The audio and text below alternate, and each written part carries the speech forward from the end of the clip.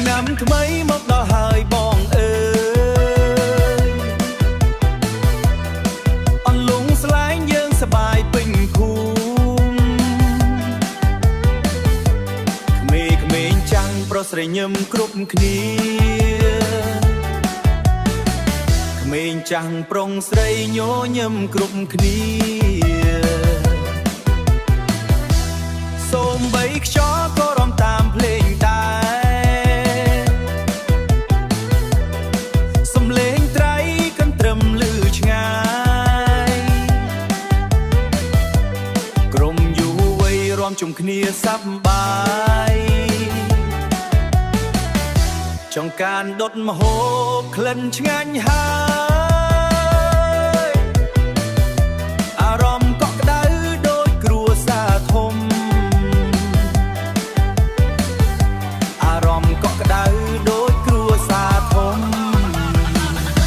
អន្លង់ស្លែងអើយរំកន្ទ្រឹមឲ្យលន់ចូលឆ្នាំខ្មែរចូលឆ្នាំខ្មែរយើងសប្បាយជាមួយគ្នាចាក់លេងឡើងកុំឲ្យស្ងាត់ឡើយណារាំរហូតដល់ភ្លឺថ្ងៃមិនចង់ឈប់សប្បាយបាយអើយកុំឈប់រាំណា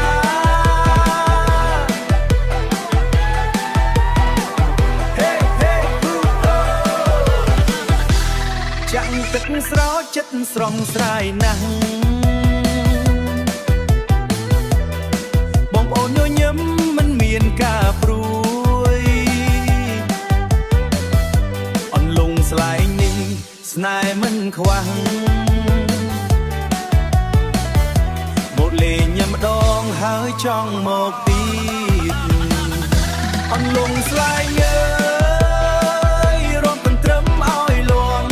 ចូលឆ្នាំខ្មែរចូលឆ្នាំខ្មែរយើងសប្បាយជាមួយគ្នាចាក់លេងឡើងកុំឲ្យស្ងាត់ឡើយណារាំរហូតដល់ភ្លឺថ្ងៃមិនចង់ឈប់សប្បាយបាយអើយកុំឈប់រាំ